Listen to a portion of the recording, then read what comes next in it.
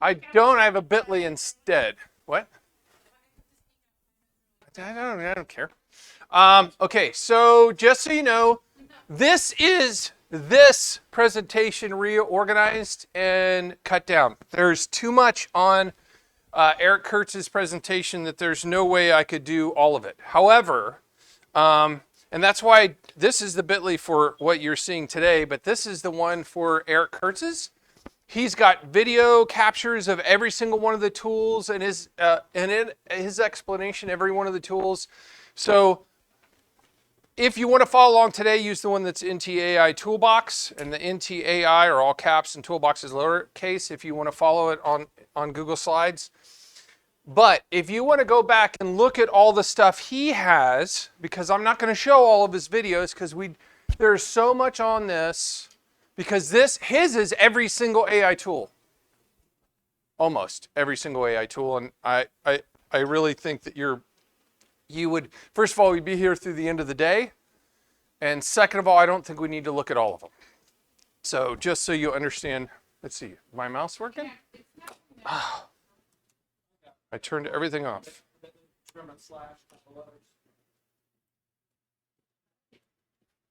I'm not, nothing's moving. None of my mices are working here this morning.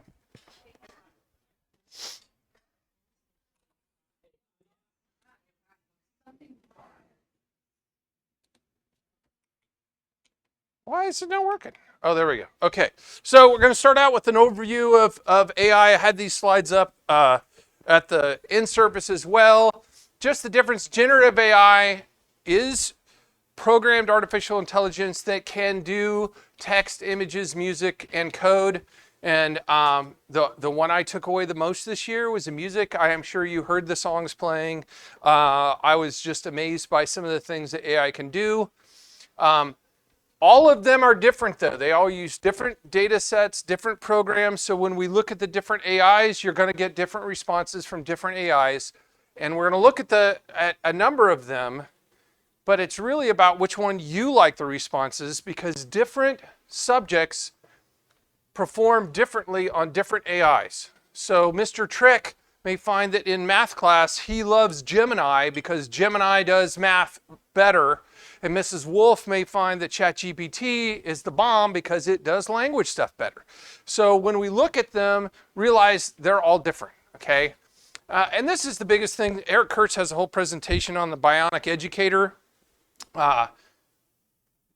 There are so many things that we can do with AI to help us do what we do better. It is amazing. And I frankly, that's one of my first tabs in Google. I go to AI all the time. Every single time I do something, I check and ask AI to spelling check it, AI to grammar check it, AI to, do you have any other ideas about this that I haven't thought of? And then, depending on how we use it, we can teach students to use it as a personal tutor so that the things that they don't understand, they can ask questions about. That's why I made Boon more conversational. And I know I forgot the E on it. I just got told that. I wasn't even thinking. So, well, that's why I did that. No, in fact, that could have been a session I could have given at OETC. There wasn't one school, one session about making your own AI for school. And honestly, Maverick Peck is the one who sent me a YouTube video like 4 months ago, and hey, this is a really cool idea. And I was like, that is a really cool idea. And it wasn't about using it for school. It was about a dad who did it for his home for his daughter. And I was like, if I made a really good computer, so anyways, that's where that thought came from. Okay, the big three, number one is ChatGPT. It has evolved a ton since just last year. I hope my mouse works, because if I have to keep going back here, I'm going to be really sad. For some reason,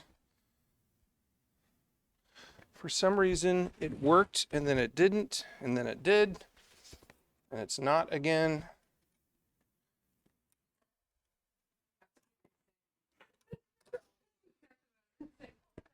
Yeah, well, it's really weird because it'll work, and then I have to move the, Yeah, maybe Wes can get it for. Oh, you're gonna make me cry a little bit. Want me to fix it for you?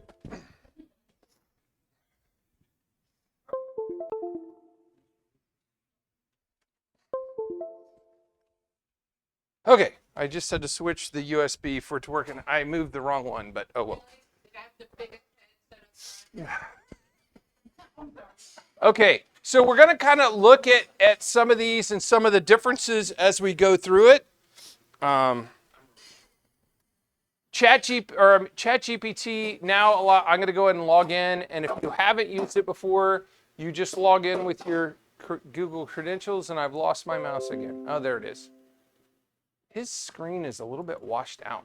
I should have looked at this earlier. So you just log in with your Google credentials. If you haven't used ChatGPT before, it's better than it was before, and it allows you now to pin different generative AI sources.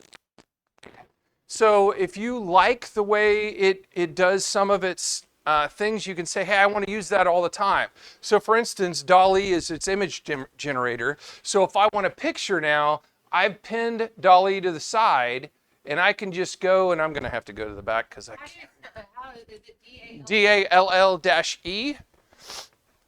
And when you're on ChatGPT, you can go and look at the different search engines, but when I did one, I just pinned DALL-E. So now it's just, DALL-E is just for images. So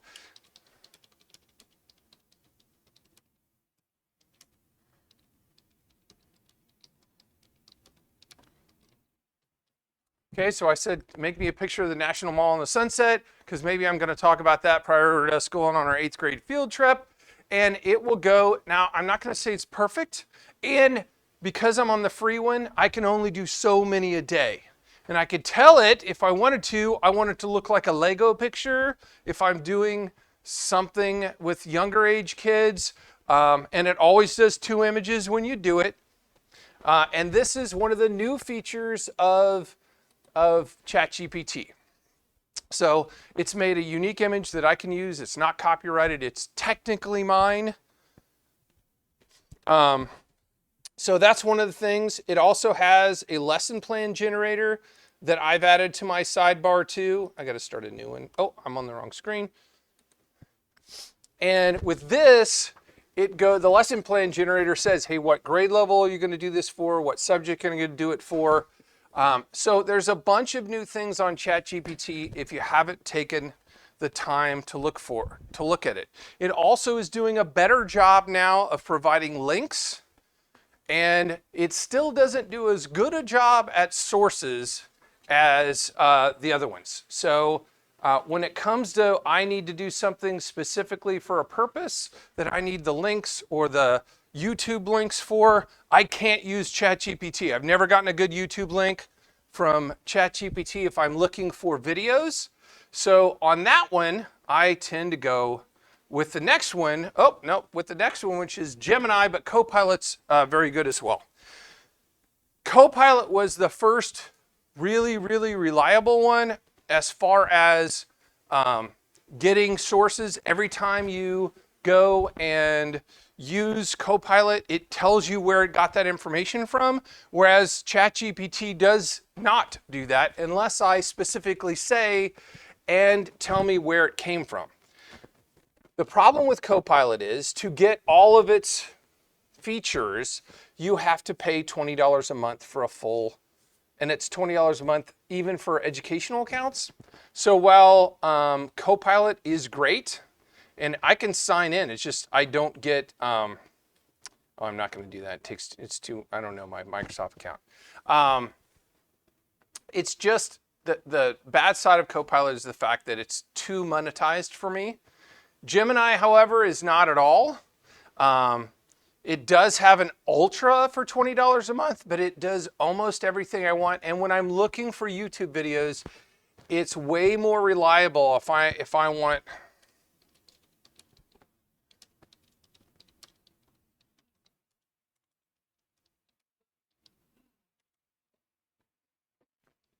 I was teaching American history and I wanted to find YouTube videos. It does a better job at finding, we'll see if it works this time because it's hit or miss, and it looks like it found it, okay? So that's one of the things I like better about Gemini. It does a better job with documents, and it lets me know all the places down here at the bottom that it got that information from. So it's a little bit easier to verify your sources with Gemini. So those are the big three that I think most people need to kind of experiment with and decide which one they like, because like I said, it's different for different subjects. Today, I really want to talk about some of the different tools that we learned about at OETC, because there was a bunch, and like I said, if you went through this whole thing, it is, I think, 92 slides. And each of them, like this, has a post on it and a complete video on how to use that thing. This one's kind of old. Now, if you don't know, we already own Diffit. We pay the yearly fee for the school to have it. So we have all the features for Diffit right now. And Diffit does most of what I think a teacher would want for lesson planning. I think there's very little that the other tools can do that Diffit doesn't. And it integrates with Google Classroom and our Google Docs, and it allows us to get some great resources without going outside and using all the different tools. There's a whole session on Diffit, and I'm just going to kind of do the basics of Diffit. If you log into Diffit, then you log in with your school logon. Let's see if I can get, I think it's just diffit.me. Gets me into, or do I just click there to get there? Oh, there we go. Okay, so I'm going to sign in again with your Google account to get to Diffit. The great thing about Diffit is the fact that you can do a subject just by typing in the subject where it says literally anything. So if I know I know Beth is doing the periodic table right now, I could just go, if I could see the mouse on here, I'm gonna go to the back again, this is driving me crazy. So you can maybe have a little fun. I don't think that's what it is. I think it's just washed out the grays so you can't see it. So if I wanted to do the periodic table, I could just type periodic table, and I can say what grade level I want. So I can say she's in 7th grade, it's English, and I can go and hit get resources. It's going to build reading material for me. It's going to build quizzes. It's going to build a summary. It's going to build really everything I need for at least the introduction to the periodic table. And then you could change your input and say deep dive, or I want to do metalloids, or whatever you want to do in particular if you want to get more granular with what you're looking for. The reason we paid for this is so we could get all the outputs that are available for it. So it gives me some pictures. I can choose which picture I want of the periodic table for this lesson. It gives me text, which I can edit, and then I can copy, and my use for this is I copy it into a Moodle page or a Moodle exercise and have them read it. It gives me a summary that I could put on my site for, like, we're doing the periodic table and there's a summary of it. Gives me a list of vocabulary words, which I can then add words if I wanted to, and it shows that you can add images that are linked to that word if you want to as well. It gives me multiple choice, and I can add more questions. If I say, oh, that's not long enough, I want to add more, and I can say what type of questions I want to hit. So I want to do some more depth of knowledge, and I want to get 4 more of those. I just hit get questions, and it adds those down here to the end. Gives me short answer, open prompts, and then on the right hand side it lets me do this get student activities. And when I hit that, there's a whole range and list of student activities that you can do. And by the way, when you decide what you like, you can favorite them so they show up top. And this is one of the new things that are categorized. So if you want to just do, let's see, the critical thinking exercises, and I click on that, then it goes and just shows you those items that fall in that category. If you want to do vocabulary words and any of these things that I click on, then I'll say I want to export that activity, and it's going to make it a Google slideshow in this case. But you can also make it a PowerPoint or a PDF file that you can add to your Google class. So that's the basic overview of that. The newest thing in this is books. If you're a language teacher, I don't know what, do you know what book are you doing right now, Lauren? We just finished up H-O-O-T. Okay, let's see if Hoot is in here. Hoot is. So I can pick Hoot. I could pick a specific chapter that we're going over. You could do it through a range of chapters. So we're doing the first 5 chapters right now of that. You can pick that you're in 5th grade, and you can hit generate resources. And it's going to do the same thing off of that book. And there are tons of books already loaded. And this is one of the new features of Diffit that I thought was really neat when this came out. So now it's got a whole bunch of stuff that Lauren might have been able to use in her 5th grade language arts class. Now, obviously not every book is in there, but there is a huge amount of books in there. I've got a summary here, same thing, vocab words that might be new, multiple choice questions that I could then put into Moodle, short answer questions, and I can do those activities and stuff as well. So that's what the book feature is in there. And by the way, I'm just hitting start new every time. And then I can do websites. This says article or YouTube link. So if I had, for instance, this YouTube that I use in class on the National Museum of the Civil War, and I wanted to go and copy that and have Diffit do a summary of that, I can put that in there. And it will go to the YouTube, welcome build a summary of the YouTube video. Trust, and it will here do questions off the YouTube video, and it will do the same thing off of any website that I put the link in for. And I'm here with an old friend. He's been in this which game is for decades. in particular great for teachers that are new in a subject or just looking for something new to do in that subject in order to expand the things they're doing or give them ideas of what they might want to do. What is the National Museum of Civil War Medicine? New. So I might use, and by the way, I jump back and forth all the time between different AIs. I might use on the medical aspect Gemini to give me a list of videos, and then I might go find the best video and then go to Diffit to give me resources for the video that I just found so that I've got stuff to add there. The last thing on here is that it also lets you add any text or PDF file. So if I've already got a PDF of my textbook and I want to just upload chapter 3 because that's the chapter we're on, and get a summary and get questions and stuff for it. And it does multiple languages. It doesn't just do English. So Dan Clark could use it for a Spanish chapter and get Spanish vocabulary words for his class just as well.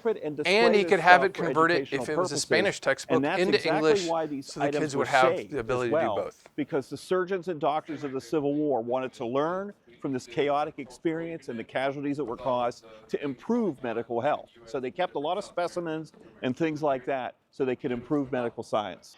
Now I'm anxious to get inside, but I know you wanted to talk about your founder. Yes, Gordon Dahman, a Midwestern dentist, had an interesting and large collection of medical artifacts, and he wanted to display them to help educate the public. So he looked for locations, and in 1993, he arrived on this location. This is the Carty Building. If anybody came to my class last year on AI, that was one of the things that was one of the biggest concern is that AI is slanted sometimes because it's based on what information is out there. So if the information is all white male guy information, it's going to slant and it can This building was be inappropriate. I don't know if that's the right word for it or not, but you have to, in the case of all these, remember that you're the teacher and you have to prove stuff. You can't just make something and throw it out there and say, AI said it, it must be true.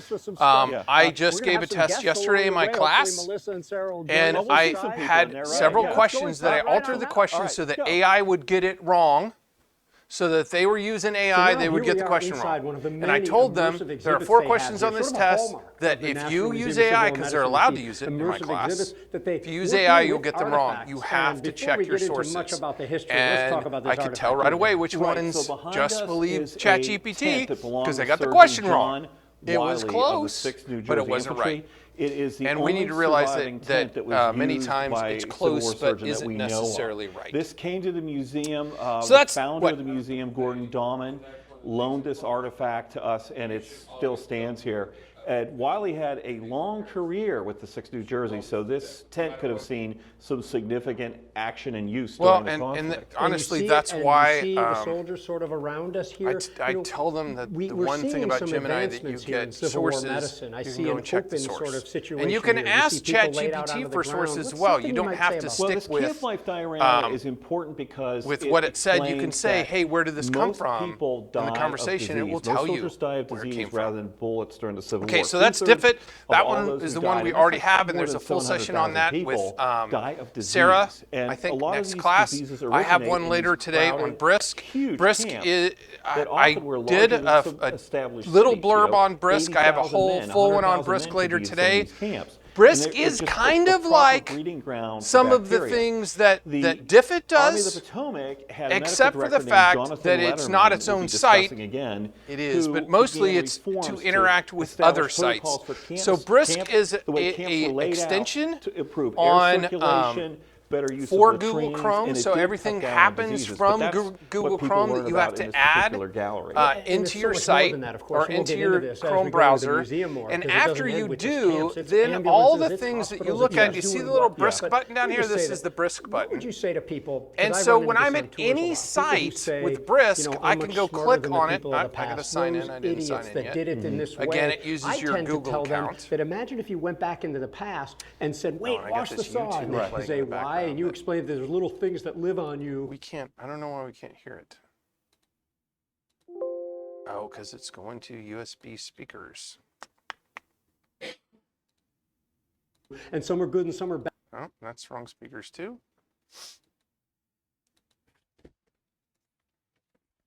Trust me. I Right. mean, they'd probably lock you up. They would. You know, the germ theory that we take for granted now was sort of in its infancy at the time. Okay, if I had known that was playing. Okay, so I'm gonna sign in to Brisk. No thanks. Continue with Google. Okay, so now I've got this Brisk pop-up that I've got. So when I click Brisk at any website, I can click on that. And Brisk then, and every once in a while, asks me if I want to pay for the Pro, and I don't want to. Then lets me do stuff with the website. So first of all, I have the Create button down here. I'm not going to go through everything, but it does many of the things that Diffit does, plus. So one of the things you might see on there is I want to do a presentation on this subject. So if I hit the presentation button, it's going to go and tell me about this YouTube video. I'm just going to say next. I can put more in there if I want to. I can pick a theme. I'm going to do the world theme. Is that a Pro one? Maybe I just had the ability to do that when I did. Oh, it's not letting me do that. Oh, enjoys. Darn, I did that before, but I guess that I was on a plan that let me do it. You can see quiz here, though. I can go and create a quiz really easily. Why does it keep doing that?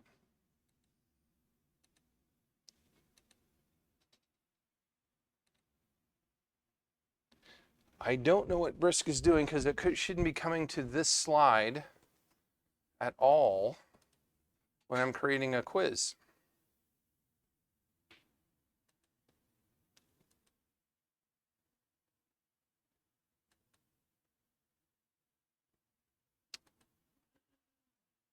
Well, it's not going to let me show you.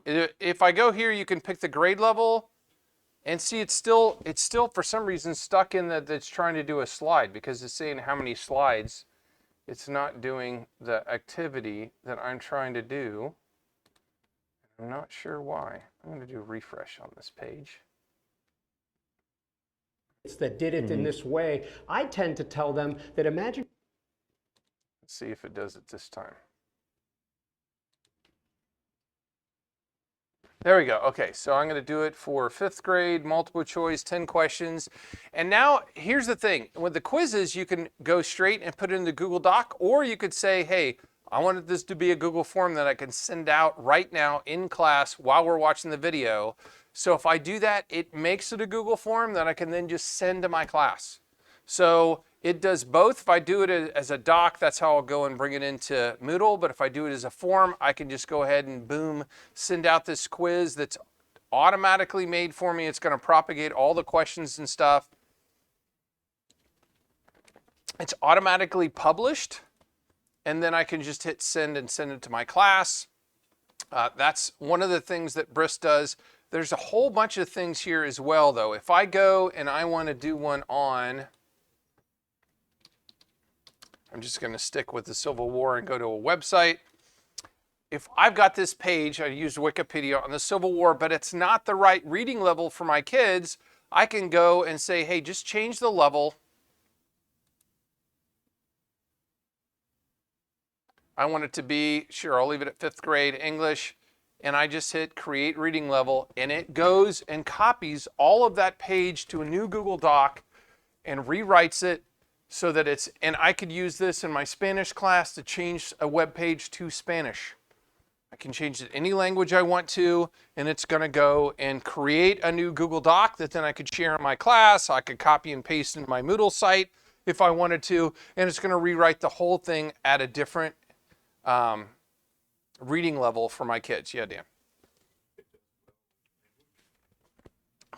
It's supposed to. I don't know any foreign languages, so when they tell me at an OETC conference that, and it does Spanish great, I have to say it does Spanish great. I don't know. That would have to be a Dan Clark question because I have absolutely no idea.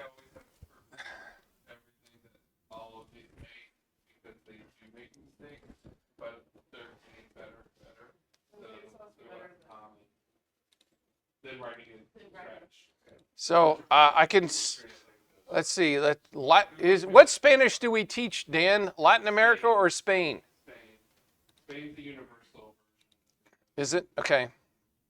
So let's see. I have no idea the answer to this question. I've never tried to change it to another language. Oh, and by the way, if you didn't see this, it tells you what level the text is that you're looking at too. So this is a great way when you go to use a website to find out whether the website is appropriate for your kids. So if I'm going to this website in a 5th grade class and it says this is 11th grade reading level, you may be overstressing your kids without knowing it. Because a lot of times we read stuff.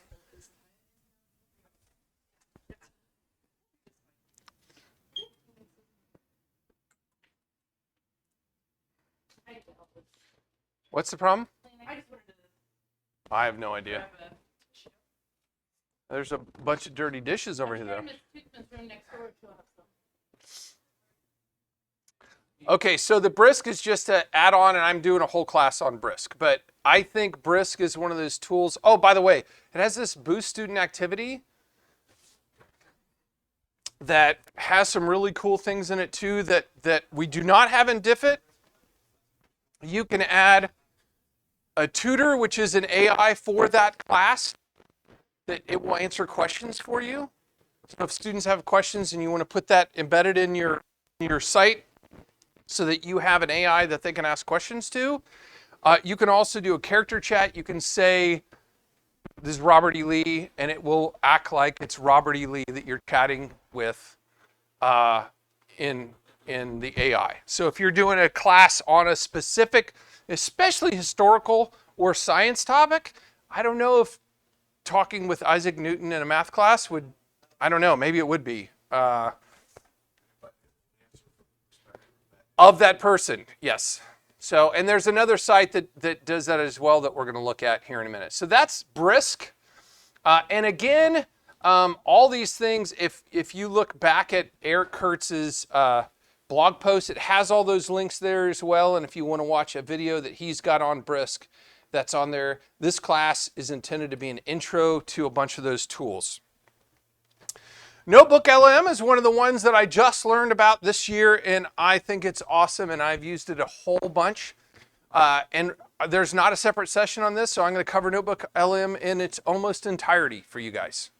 It is a Google add-on that students cannot use, just so you know. But anybody here can use it, and I mean students can't use it because it specifically says under 18 it will not allow me to open it for student accounts, but you guys don't have student accounts. So it's just Notebook LM at google.com. Notebook LM lets you take any source and do stuff with it. So I'm gonna show you what I mean by that. So if I open Notebook LM, I've already got a couple notebooks. So here's one I did that I uploaded a bunch of stuff on. Who was doing this recently? Somebody was doing this in their class recently. Oh, it was from, I think, Tyler Luce's class. I think it was Tyler Luce's class that I did it from his class, and I uploaded his web page that he was having kids go to. And unfortunately, I don't know if I'm going to be able to show the whole thing, but here's the source. I uploaded this source document, and then I went in and I created a podcast from it, and it's not going to show. Let me see if I can zoom out, if it'll show the whole page. It is rare, really. Okay, so I'm going to go ahead and load the conversation that I already made. This will let you create a podcast. Okay. Have you ever gotten in trouble for breaking a rule? From any document, Like maybe, running in the halls and at school it will or something. create it in like We a all have minute or rules we got two. to follow, right? So you upload a document, well, today we're and going you hit way back create in time to learn about podcast, some of the oldest rules and then you can ever download written this down, podcast okay? and put it on your website, on Hammurabi's your Moodle Code. site or whatever. That's right. It's like a super old rule book from over 3,700 years It ago. takes that's it ancient. literally takes Yeah, like it 5 is. minutes. It's so old. It And was here's the written before thing, we even had I paper. can interact with the wow. podcast. So where did they even So write look, these I rules could if go they didn't- interactive mode, and I can ask them a question while they're doing their podcast.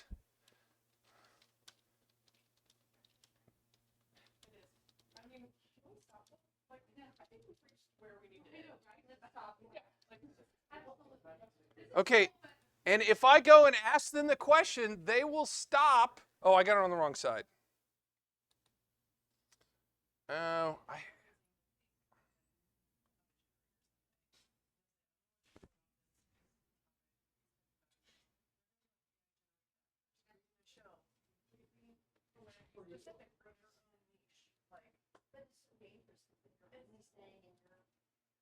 Okay, have you ever gotten in trouble for breaking a rule? Like maybe Oh wait, someone wants to join. Hey, go for it.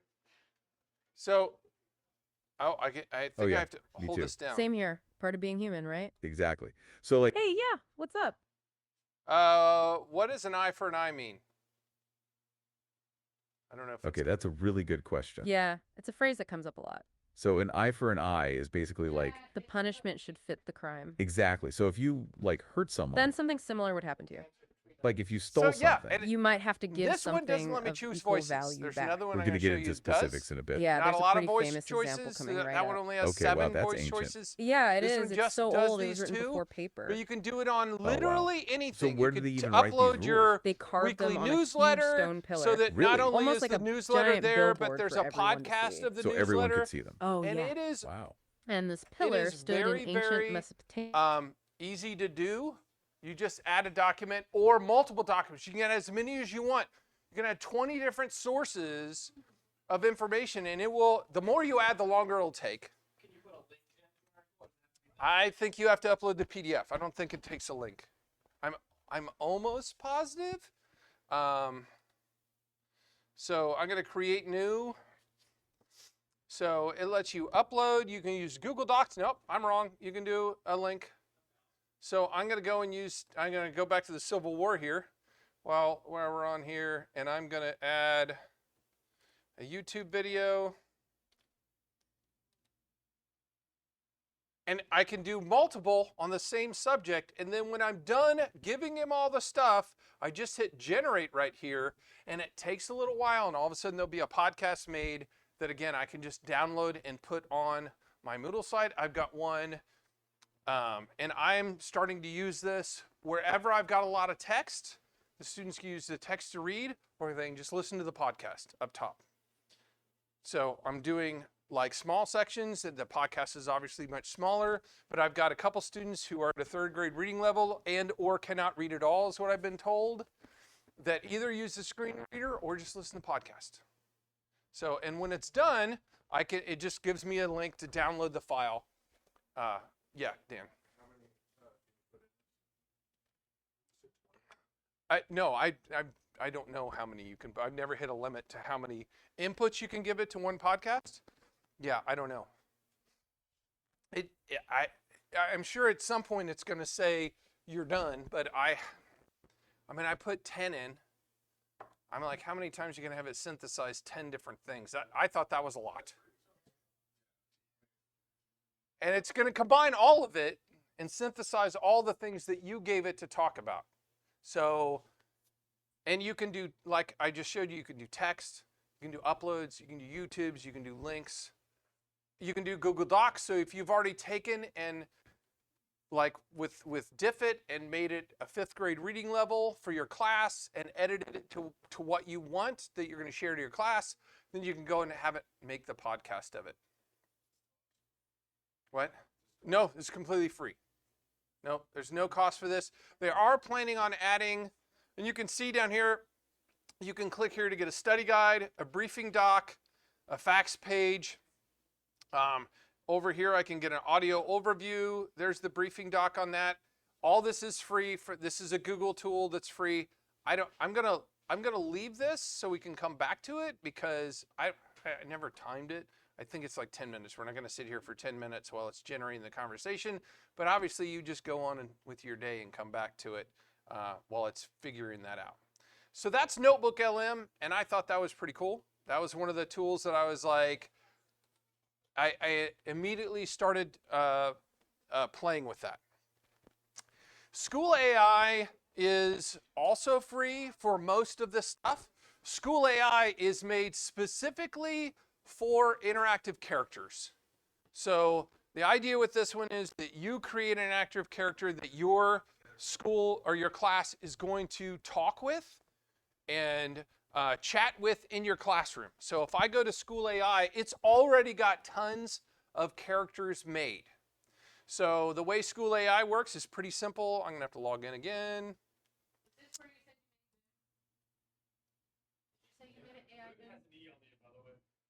No, I know, I got to add it. Who's going to pick them?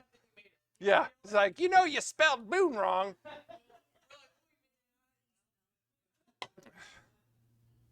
Okay, so this is School AI, and it's really specifically for that interactive, and it says, if you looked at the first screen, it's great for a bell ringer activity, for something to get students to go more. I'm going to go and just pick, let's see, I'll go ahead and pick a women from history. And you can pick any of the characters, or you can just say, I want to create one. So I could say Isaac Newton and see if anyone's made an Isaac Newton. There we go. Chat with Isaac Newton.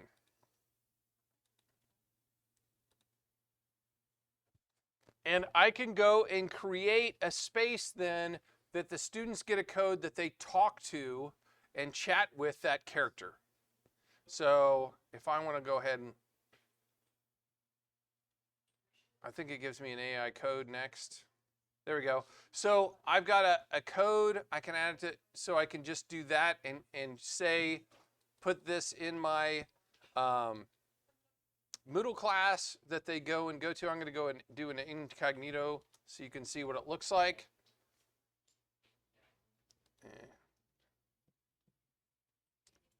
And then the students will sign in. They have to go and say who they are chatting with. So you basically get to see their chat.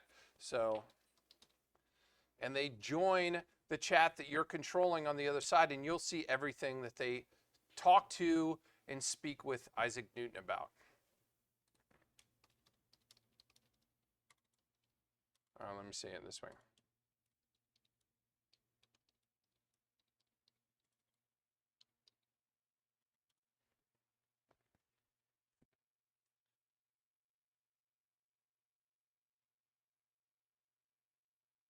So anyway, you get the idea. So some of them have pictures. This one doesn't have a picture of Isaac Newton. Most of them have pictures. They see who Isaac Newton is.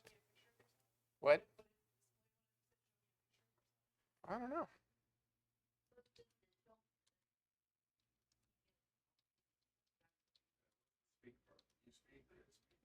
I don't know. Let me try that next button.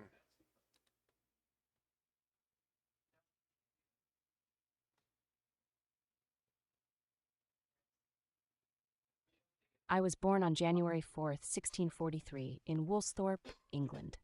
I smile, eager to share more about my work. That is not an Isaac My Newton discoveries in voice. physics, especially the 3 laws of motion, changed how we understand movement. What would you like to know about those laws? So that's true. We don't know what Isaac Newton actually. He may have had a very effeminate voice. We don't know, do we? So that's school AI. I think the coolest thing about it is the whole chat feature that they can chat with a person from history for your class.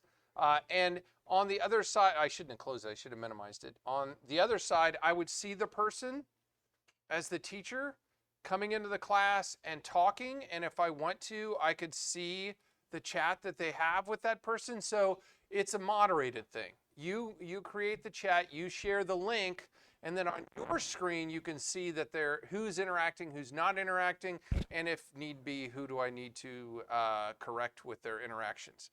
And this is where the picture should be of Isaac Newton that they did. Whoever made this one didn't actually add a photo of Isaac Newton, but we could have. So that's cool. That's the thing I like the most about it. You can also make it just answer questions on your class as well. And like you can see in the thing up there, there's a whole bunch of little short activities that you could do with School AI, and those are all free, and those are all moderated by you on the site. So if you create one and make one for your kids, it's not like they're going to go off and do something you don't know what they're doing in their class. The other things that I learned about was media tools, which you heard a whole bunch of stuff that I've already done. NIS is doing a whole class on Suno. It lets you create a song interactively. And if you go to my thing, I've got links up here for styles. So if you use Suno to make a song, and I don't know if I have any credits left. So I made all the songs I could when I did it last time, and I ran out of credits. You can only make 5 songs for free. You can only make 5 songs a day. And I would put in the lyrics to a song, and I would remix it a whole bunch of different times to see which ones I liked. Let's see if I have any credits showing up on my side. Oh, I got 50 credits. I'm good. Woohoo! So on my list here, I've got also a link to styles and lyrics. So I will not use Suno to create the song from scratch, although you can. You could just go here and say, tell me what you want me to sing about. And you could put the Civil War, make me a song about the Civil War. The only thing is, you're going to waste a credit doing it that way and not even know what it's going to say. So my experience and what they showed us in class is we use, I don't know, me a song about the Civil War. Okay, so I'm going to let ChatGPT write the song called Brother Against Brother, okay? And I'm going to take this lyrics and put it in there. So you can, up here, you could say custom. So now you just drop your lyrics in there. So I'm going to go back here and grab my lyrics. Hopefully it's done. It's not done. Yes, yeah, it definitely does. So I'm going to go to Suno. I'm going to drop my lyrics in there, not the chat at the end, because I accidentally did that once. And then up top, I'm going to take out the chat about that, and we're going to take out the. So then I've got, those are the lyrics, and now down here, it says, what style do you want to use? And that's what this website is that I shared. These are different styles of musicians that if you put in this information, you're supposed to get close to them. So I'm going to do Taylor Swift, knowing that every time I've tried Taylor Swift, it's been terrible. But so I'm going to copy this and say in pop, emotional folk, storytelling, female vocal. Do you have a request, Dan? Adele? Okay, that's fine. You know what? I haven't tried that yet. So if you go and put Adele in for the style of music, I'm going to put that information in with the style, and I am going to add my title to my song up here, Brother Against Brother. Let's see, title right here. And then I just hit create, and that's it. And it always, just so you know, it always makes 2 songs. Each song is a credit, so every time you do a song, it does 2 versions of it, so it's going to use 2 of my credits for making this song. And as soon as it's done, I can start. In the fields of Virginia, the cannons would roar, a country divided, torn by the war. And then here's the other one. In the fields of Virginia, the cannons would roar. Okay, not probably the most fun topic, but okay, when it's done though, you'll be able to see the 3 dots, and that's where you can go and you can download it right here. You can download it as an MP3. You can download it as a video. So if this is the one, where's the one that I like the most? It'll make a music video. So I actually haven't downloaded any of the music videos.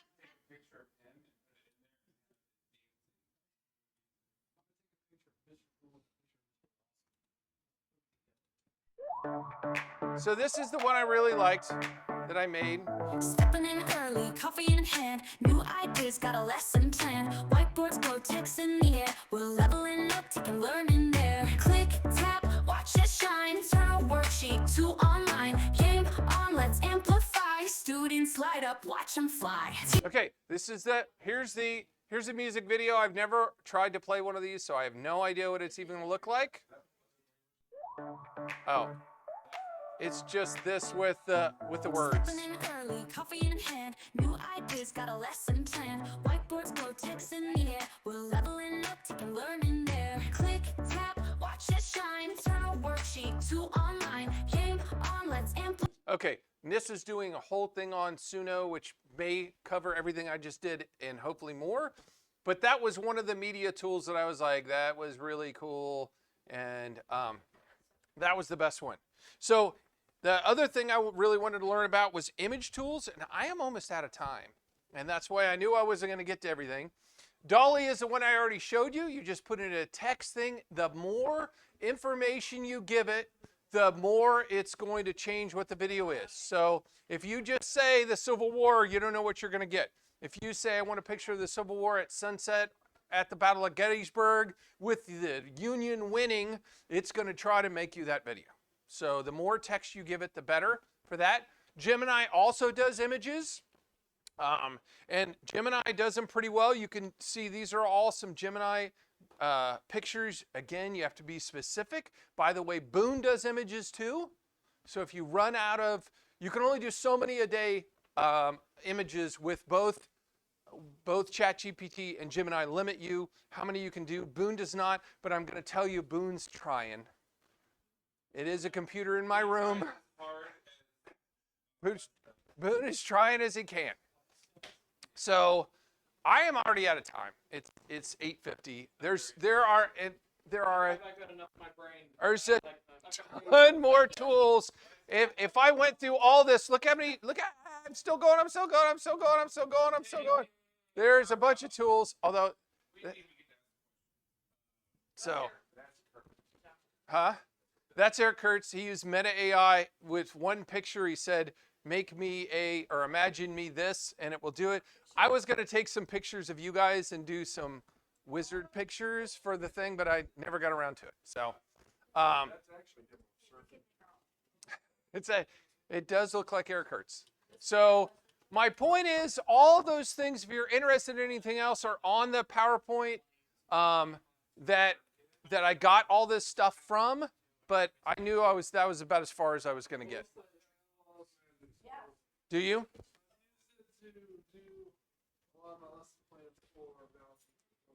And that's why I thought I didn't know if I was going to get to it or not, but I don't have time to get to it. But Magic School does a bunch of stuff too. However, a lot of the things are blocked because it's we looked at the cost of that in Diffit, by the way, and this was 4 times more than Diffit, so that's why Magic School lost.